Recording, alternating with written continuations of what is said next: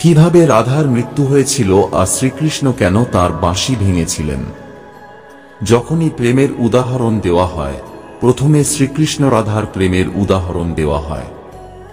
বলা হয় আত্মা ও পরমাত্মার মিলন হল রাধা শ্রীকৃষ্ণের প্রেম। শৈশব থেকেই শ্রীকৃষ্ণ রাধাকে ভালোবাসতেন। শ্রীকৃষ্ণ 8 বছর বয়সে উভয়ের প্রেম অনুভব করেছিলেন।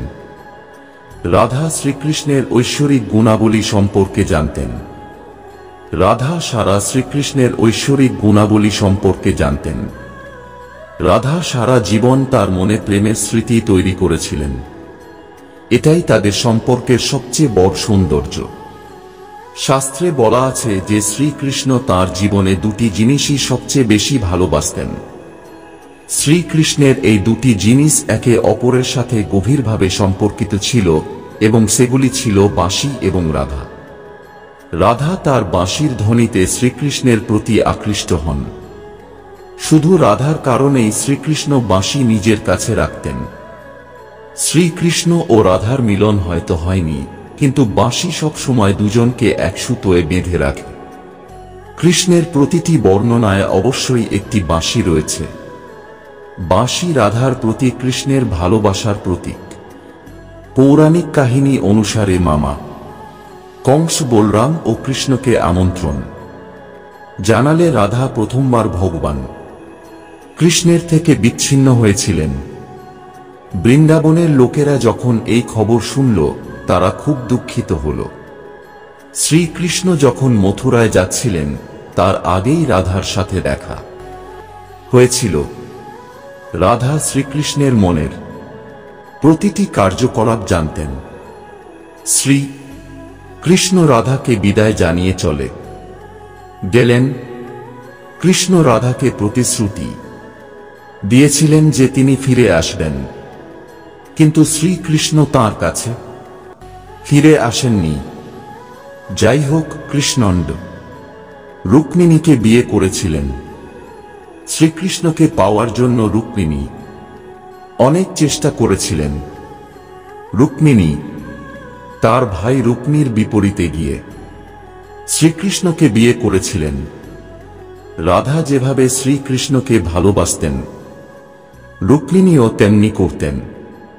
রুক্মিণী শ্রীকৃষ্ণের কাছে একটি প্রেমপত্র পাঠিয়েছিলেন, যাতে লেখা ছিল যে তিনি এসে তাকে এখান থেকে নিয়ে যান। এরপর কৃষ্ণ রুক্মিণীর কাছে গিয়ে বিয়ে করেন। কৃষ্ণ বৃন্দাবন গিয়ে বিয়ে করেন।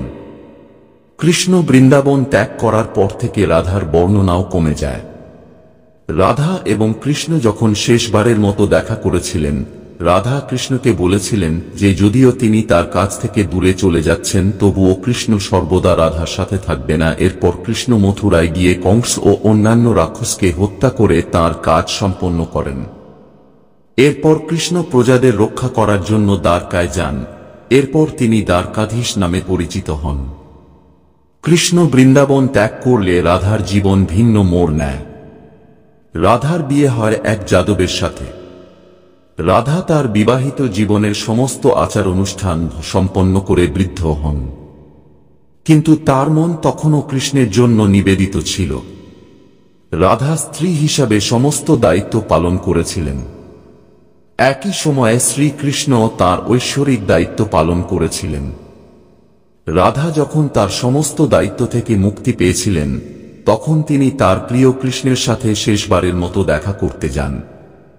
তিনি দ্বারকায় যাওয়ার পর রুক্মিণী ও সত্যভামার সাথে কৃষ্ণের বিবাহের কথা জানতে পারলেন, কিন্তু তিনি মোটেও নিবাস চাননি। রাধাকে দেখে কৃষ্ণ খুব খুশি হলেন। দুজনেই অনেকক্ষণ ইশারায় একে অপরের সঙ্গে কথা বলেন। কানহার শহর দ্বারকায় রাধাকে কেউ চিনত না। কৃষ্ণ রাধাকে তার অনুরোধে প্রাসাদে সেবিকা হিসাবে নিযুক্ত করেছিলেন। রাধা সারাদিন রাজপ্রাসাদে থেকে সব কাজ করতেন। রাধা সুযোগ পেলেই শ্রীকৃষ্ণের সাথে দেখা করতেন, কিন্তু রাধা শ্রীকৃষ্ণের সাথে আগের মতো আধ্যাত্মিক সংযোগ অনুভব করেননি, তাই তিনি প্রাসাদ থেকে চলে যাওয়ার সিদ্ধান্ত নিয়েছিলেন। তিনি এমন সিদ্ধান্ত নিয়েছিলেন যাতে তিনি অনেক দূরে যাওয়ার পরে শ্রীকৃষ্ণের সাথে আবার গভীর ঘনিষ্ঠ সম্পর্ক স্থাপন করতে সক্ষম হন। তিনি জানতেন না তিনি কোথায় যাচ্ছেন, কিন্তু ভগবান শ্রীকৃষ্ণ জানতেন। সময়ের সাথে সাথে রাধা একাকী এবং দুর্বল হয়ে পড়ে। তখন রাধার প্রয়োজন ভগবান শ্রীকৃষ্ণের।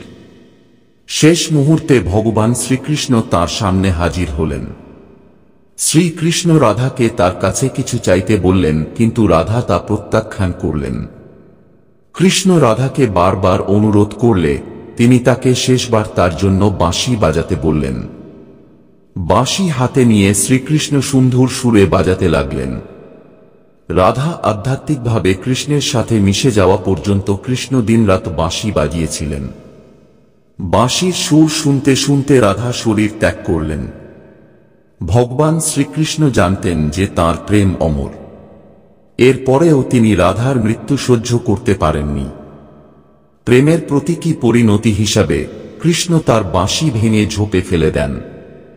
তারপর থেকে শ্রীকৃষ্ণ তার সারা জীবন কোনো বাদ্যযন্ত্র বা বাঁশি বাজাননি।